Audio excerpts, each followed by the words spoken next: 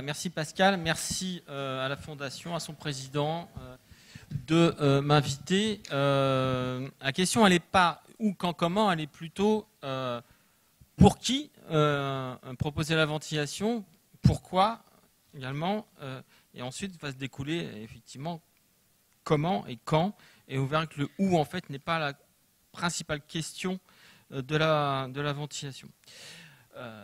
Les handicaps neurologiques qui peuvent s'accompagner d'atteintes respiratoires sont multiples. Le gros quand même contingent sont les maladies neuromusculaires. Maladies neuromusculaires, je vous rappelle que ce sont les maladies de l'unité motrice qui partent du second motoneurone jusqu'à la jonction neuromusculaire et puis le muscle, mais également peuvent se rapprocher des maladies comme la SLA, comme les traumas médulaires hauts et éventuellement comme certaines formes de sclérose en plaques qui peuvent s'accompagner d'une atteinte respiratoire. Donc, le point commun de toutes ces maladies, c'est que elles vont se manifester par une atteinte des muscles respiratoires et puis par l'apparition d'une hypoventilation alvéolaire. Or, les mécanismes de ces maladies sont multiples. La répartition de l'atteinte neurologique ou des muscles également est multiple. Donc la topographie peut être très différente en termes d'atteinte et de physiopathologie. Et puis également la répartition chronologique. Il peut y avoir des maladies d'évolution extrêmement lentes et très très homogènes dans leur présentation, comme la maladie de Duchenne, ce qui va influencer donc les modalités d'indication de suivi et d'indication de la ventilation. Et puis des maladies d'évolution extrêmement rapide ou fluctuantes, par exemple certaines myasthénies vont fluctuer extrêmement rapidement et la conséquence va être complètement différente puisque ça va plutôt être une prise en charge plutôt aiguë. Mais également, si on regarde, même si la finalité est l'atteinte des muscles respiratoires, certaines maladies peuvent avoir une composante centrale, notamment une atteinte des centres respiratoires, une atteinte ensuite de la transmission de la commande ventilatoire, donc certaines de l'initiation de la commande ventilatoire, la transmission de la commande ventilatoire à la fois au niveau central et périphérique, et puis donc ensuite l'atteinte de la jonction ou de l'atteinte musculaire. Il y a quelques années, la HAS nous avait demandé de réfléchir sur la ventilation à domicile et elle avait estimé qu'environ 30 000 patients étaient concernés en France par la ventilation à domicile. Ça concernait des SLA, des STENR dont on pourra reparler parce qu'ils posent des problèmes extrêmement particuliers, myopathie représentant le gros contingent, quasiment 10 000 patients, puis amyotrophie spinale, certaines neuropathies, la mucoviscidose qui n'est pas une maladie de type handicap neurologique mais qui concerne beaucoup de patients, et puis les syndromes d'Ondine. Mais si on regarde de façon, et là on manque de chiffres, de façon un peu plus large, probablement que la sclérose en plaques est également une pathologie émergente dans la ventilation à domicile, et par contre les blessés médulaires représentent très très peu de patients, à peine quelques centaines de patients.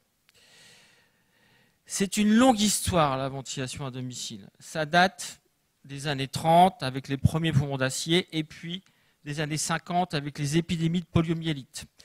C'est à ce moment-là qu'a été créée la première association de ventilation à domicile dans les années 50 par des réanimateurs lyonnais.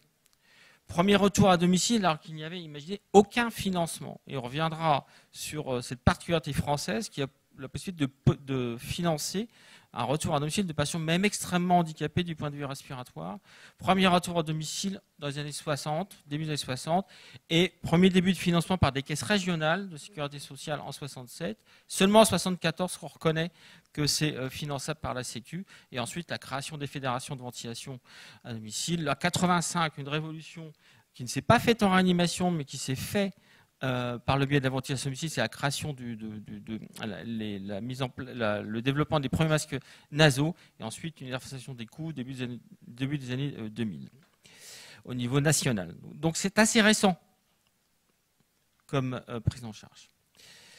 Maintenant, pourquoi on va ventiler ces patients? Quels bénéfices on peut en attendre? Parce que jusqu'à maintenant, et en particulier dans les maladies neuromusculaires, ce sont avec les traitements cardiaques, pour les maladies qui présentent des atteintes cardiaques, c'est un traitement, la ventilation à domicile, qui permet d'allonger la survie des patients de façon significative. Par exemple, pour les myopathies de Duchenne, on est passé d'une espérance de vie d'environ 20 ans il y a quelques années à maintenant et des patients qui ont une espérance de vie de plus de 35 ans, voire 40 ans. Je crois que notre plus vieux Duchenne a 47 ans ou 48 ans et il vit tout seul à sa maison. Donc, ça a été un vrai progrès thérapeutique, à la fois en termes de survie, mais de qualité de vie par ces patients, puisqu'en même temps, on améliorait leur qualité de vie. Donc, pourquoi et comment on va ventiler ces patients? Alors, comme je vous disais, ces patients vont présenter une hypertension alvéolaire, mais pas que. Il faudra toujours considérer également l'atteinte bulbaire et le déficit de l'atout chez ces patients. Tout ça est entraîné à la fois par l'association plus ou moins à des degrés divers de la faiblesse des muscles inspiratoires, comme le premier chose qu'on va essayer de corriger, la faiblesse des muscles expiratoires et puis éventuellement la dysfonction de ces muscles respiratoires. Ces patients, ils doivent s'adapter en permanence entre une charge qui reste relativement constante, sauf caractéristique aiguë, et encore on verra que c'est fluctuant, c'est variable au cours de la nuit notamment, et puis une faiblesse des muscles respiratoires qui va progresser avec l'évolution de la maladie, mais qui peut progresser de façon assez abrupte en cas de décompensation. Frédéric Lefazo le rappelait tout à l'heure, il y a un nombre de papiers, même anciens, mais qui montrent bien qu'en cas de rhume, par exemple, ces patients vont perdre énormément de leur force des muscles respiratoires. Et ils vont décompenser à ce moment-là. Et si on ne les prend pas en charge, notamment correctement, c'est un facteur de morbimortalité extrêmement important chez ces patients. Cette altération, elle est diurne, mais elle est aussi nocturne. Savoir, puisqu'on vous l'a expliqué ce matin, que le diaphragme en position allongée et pendant certaines phases de sommeil va être en position extrêmement vulnérable. Et souvent, ces patients vont décompenser à ce moment-là, notamment pendant les phases de sommeil paradoxal. Donc tout ça, là, vous avez en fait un hypnogramme qui était en fait un patient qui avait une amyotrophie spinale, et on voit très bien que pendant les phases, là, le R c'est REM pour le sommeil paradoxal, qu'il y a des grands épisodes assez prolongés de désaturation qui correspondent à des épisodes d'hypoventation alvéolaire. Ça, c'est un cercle vicieux, puisque bien sûr, ça altère le sommeil, ça altère la qualité du sommeil, les patients sont plus fatigués. Et ça va être un facteur aggravant de leur hypoventation alvéolaire qui va également aggraver la faiblesse des muscles respiratoires, etc., etc. Tout ça entraînant un cercle vicieux. Alors, souvent, l'évolution des maladies est tellement lente que ça passe inaperçu. On posait la question des symptômes tout à l'heure. Ce qu'on voit, nous, en pratique, c'est que les patients sont peu symptomatiques. Et si on ne va pas gratter de façon un peu fine, les symptômes ne les expriment pas. Ils sont peu symptomatiques puisque sur des maladies d'évolution très lente, ils vont s'adapter à leurs symptômes. Et c'est souvent après la mise en route de la ventilation qu'ils se ressentent mieux. Il y a une espèce d'effet paradoxal comme ça, où l'amélioration se fait en miroir par rapport à leur adaptation. Et donc, si on ne fait rien, donc, il y a une progression en fait, des anomalies gazométriques et cliniques au cours du temps, avec au départ des anomalies pendant le sommeil, et puis ensuite des anomalies gazométriques, puis les symptômes diurnes qui sont assez tardifs, et ça peut aller jusqu'à la décompensation respiratoire aiguë si on ne fait rien, chose heureusement qu'on ne voit plus. Et tout ça progresse, effectivement, la diminution des capacités respiratoires va progresser avec la progression du handicap respiratoire. Donc en fait, il y a deux grandes problématiques qui est, et là, soit une insuffisance respiratoire révélatrice, ce qu'on voit de moins en moins, heureusement, au cours d'une décompensation aiguë, qui peut survenir au cours d'un rhume ou d'un encombrement, et parfois au décours d'un examen du sommeil, mais on est plutôt actuellement dans une prise en charge globale dans le cadre des suivis des maladies, des centres de référence des maladies neuromusculaires, où on va évaluer régulièrement ces patients et essayer de déterminer à quel moment leur proposer la ventilation mécanique, notamment nocturne. Alors comment? En fait, il faut un diagnostic étiologique. Il faut savoir, notamment parce que le bénéfice potentiel étant la survie, quel type de maladie on a. En général, on sait à peu près le cadre nosologique des maladies. Donc ce qui nous dit un minimum d'examen clinique. Et on voit que la clinique a comme un rôle extrêmement important, un point important dans notre décision. Et puis des examens complémentaires, notamment des examens du sommeil. On n'a pas beaucoup progressé actuellement quant aux indications de la ventilation mécanique dans les maladies notamment neuromusculaires. Hein, on reste sur des vieilles recommandations qui datent de 20 ans et qui vous disent qu'effectivement, il faut ventiler les patients s'il y a un symptôme, qui sont en fait peu spécifiques, s'ils sont hypercapniques, s'ils ont une désaturation prolongée ou s'ils sont restrictifs avec une PI max inférieure à 60 ou une CV inférieure à 50%. En gros, en résumé, en français, on peut rajouter effectivement se demander si la dysfonction diaphragmatique peut jouer également un rôle dans l'indication et également quel est le rôle de la PCO2 transcutanée qui est de plus en plus émergente dans le suivi de ces patients. Concernant les signes cliniques, je vous ai dit que c'était quelque chose d'important. Alors, un certain nombre ne sont pas spécifiques puisqu'ils sont liés soit à l'apparition d'une hypercapnie, soit à la fragmentation du sommeil. Il faut savoir les rechercher, il faut savoir examiner les patients, il faut savoir regarder une respiration paradoxale, il faut savoir regarder un tirage, une utilisation des muscles respiratoires accessoires, etc. Ce n'est pas toujours extrêmement facile. Dans ce papier-là, en fait, le poids des symptômes était important par rapport aux autres anomalies, notamment physiologiques et gazométriques, qui pouvaient être observées. Un point important, je n'ai pas insisté dessus, c'est la perte de poids. C'est souvent ce qu'on voit, ça peut être un bon indicateur, notamment on voit ça chez les patients qui ont des myopathies type Duchenne ou des mêmes présentations cliniques que des Duchenne. La perte de poids peut être un élément important puisque notamment, comme Nicolas l'avait dit tout à l'heure, les interactions ventilation-déglutition sont importantes et souvent les patients, ils choisissent plutôt de respirer plutôt que de manger. Et souvent la perte de poids peut être, dans des maladies évoluées, un indicateur de sévérité respiratoire. Maintenant, les signes cliniques, ça ne suffit pas. Un des éléments dont on aura besoin, ça va être les gaz du sang. Alors, effectivement, les gaz du sang diurnes sont importants, mais pas que. Il va falloir aussi se poser la question, qu'est-ce qu'on fait s'il y a également des anomalies nocturnes? Et on a vu que notamment la PCO transcutanée pouvait nous donner des informations, mais la discussion est encore ouverte et pas encore tout à fait consensuelle sur à quel moment on débute, et à quel élément de certitude nous fait débuter la ventilation. Alors la PCO2 transcutanée, elle est intéressante, on l'utilise effectivement tous de plus en plus. Hein.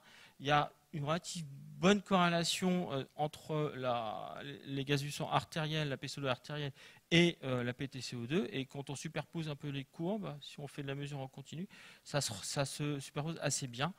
Et voilà, donc c'est juste pour vous montrer comment ça peut servir. Là, c'est un épisode de sommeil paradoxal. Vous avez une grande désaturation. Ce n'est pas le même temps de latence qu'une saturation et ça monte voilà, comme ça au moment de l'épisode d'hypoventilation lors du sommeil paradoxal. Après, comment la définir, cette hypoventilation nocturne? Tout va dépendre de quels critères on choisit. Là, c'est un papier d'Adam Ogna qu'il avait fait chez nous et il a pris les différentes définitions possibles de l'hypoventilation et vous voyez que c'est extrêmement variable. Extrêmement variable, donc comment choisir à ce moment-là. Et un certain nombre d'autres papiers ont montré, un papier suédois qui montrait qu'effectivement les indications de ventilation étaient extrêmement variables, mais bon, les gaz du sang diurne restaient quand même importants dans le choix, la dyspnée et la somnolence, c'est également des signes cliniques importants. Maintenant, le seuil qu'on vous a présenté n'est pas adapté à toutes les maladies. Si on prend le Duchenne, comme on l'a dit ce matin, comme Marjolaine l'a dit ce matin, on ne va pas les ventiler à 50% de CV. Hein. C'est feu, notre maître Jean-Claude Raphaël avait bien montré qu'effectivement, il fallait plutôt les ventiler vers 20% de CV. Et Michel Toussaint avait montré qu'effectivement, le seuil d'hypercapnie, c'était à peu près également 20% de CV. Donc tout ça est très logique sur une maladie d'évolution très progressive. Et c'est aussi notre expérience clinique. Tous les patients Duchenne qu'on a pu ventiler de façon notamment aiguë vers 30-40% de CV, 6 mois après, ils avaient arrêté la ventilation. Le risque, c'est qu'ils aient vécu ça, ils aient une expérience extrêmement difficile de la ventilation et qu'ils ne fassent plus la ventilation, ne veulent plus faire la ventilation quand ils en ont besoin. C'est exactement ce qui est démontré sur ce papier, hein, qui est un vieux papier, mais qui a toujours son intérêt, qu'effectivement, quand on ventilait les patients à au-dessus de 20% de CV, ils mouraient plus que les patients qui étaient des patients Duchenne qui avaient moins de 20% de CV. Pourtant, le bénéfice, il est évident. Hein. Là, c'est Duchenne ventilé, c'est une étude rétrospective, Et on voit très bien qu'au fur et à mesure des années, quand on a implémenté la ventilation, l'espérance de vie a augmenté d'autant.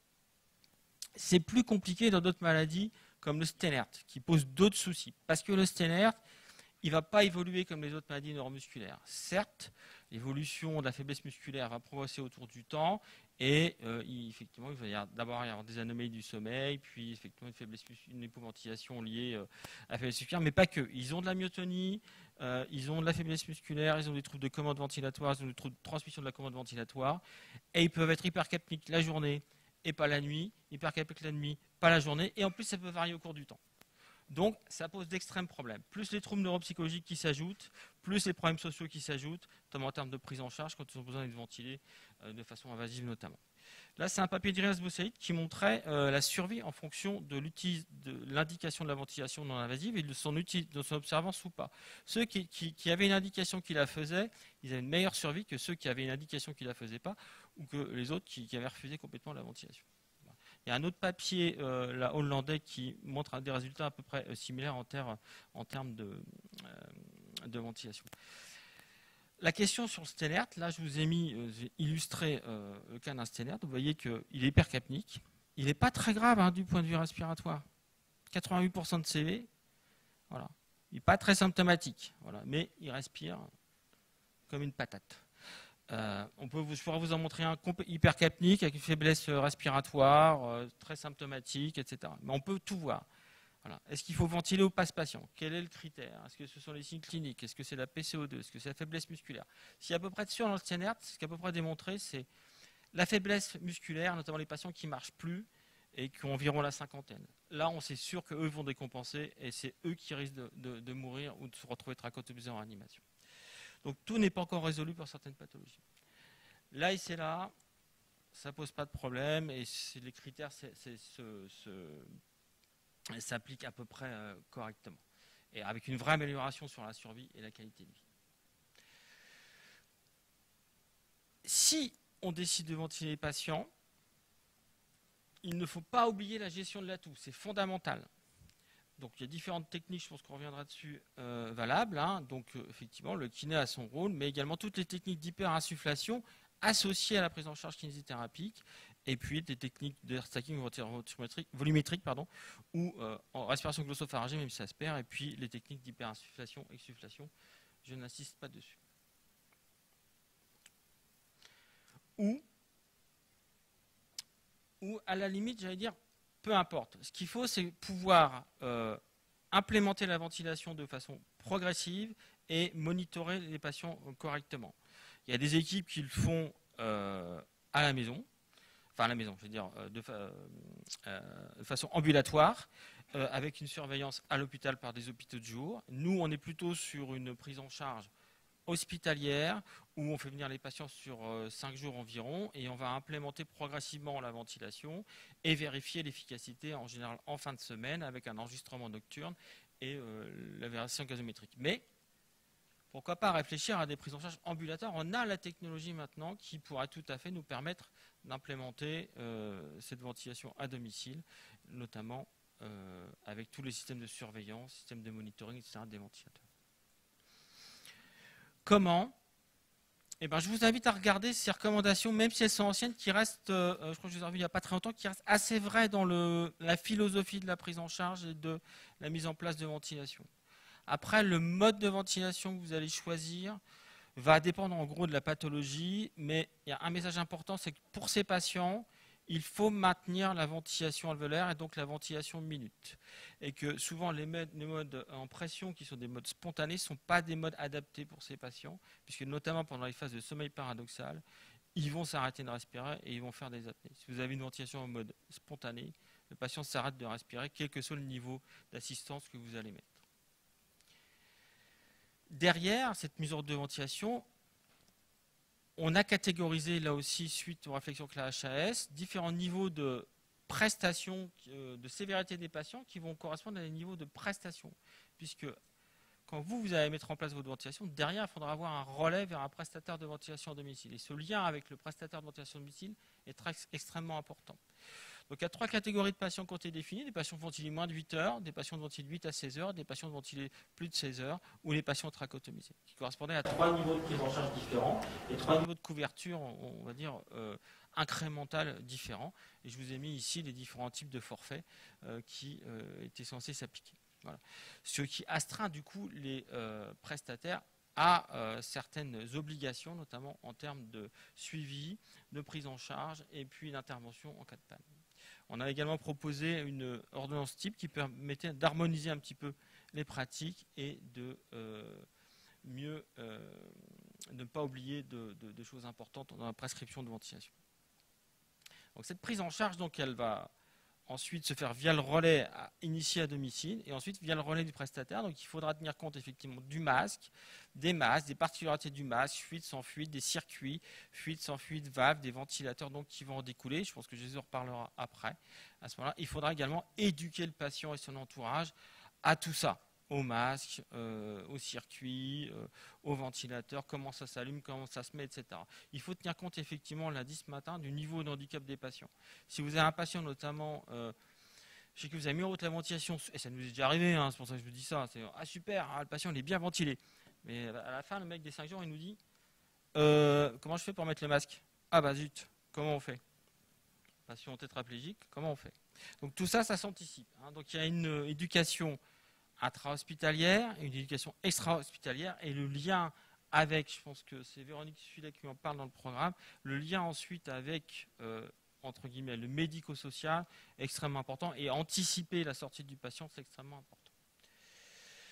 Deux mots effectivement pour les prestataires, hein, c'est réglementaire. Hein, donc ces patients derrière ne sont pas tout seuls. Il y a à la fois effectivement le suivi médical, mais on connaît bien la disponibilité des médecins, des services.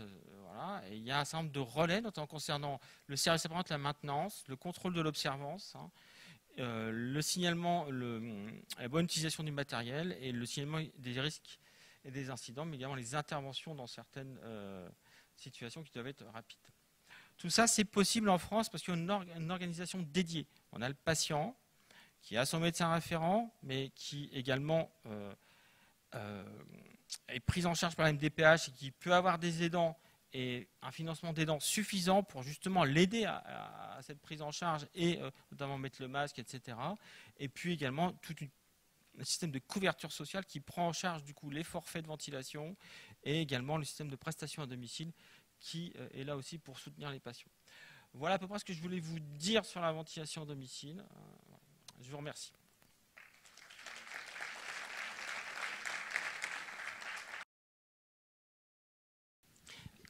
Et que du coup, par la suite, il la rejette, ou est-ce que même ceux qui, je suppose que sur l'échantillon, il y en a qui ont été observants, et est-ce que même chez eux, on constate que non, c'est pas payant? Non, mais c'est pas moi qui le dis, c'est le papier Oui, qui le dit. Le papier, il a montré que c'était, si on le faisait trop tôt, il n'y avait pas de bénéfice à le faire trop tôt.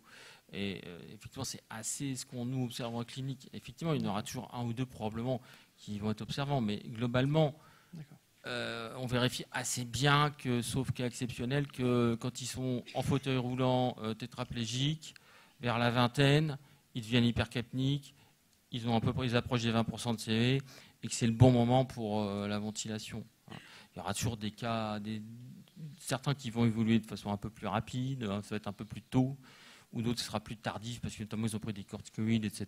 par exemple. Hein, on voit bien. Mais globalement, ça se vérifie assez bien sur le Duchenne.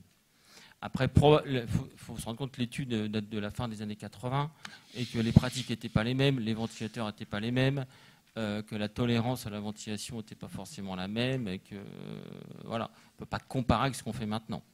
D'accord. Et qu'est-ce que tu penses de l'intégration des nouveaux outils de monitoring de la ventilation pour justement l'instauration de la ventilation à domicile et évoluer vers quelque chose de plus ambulatoire?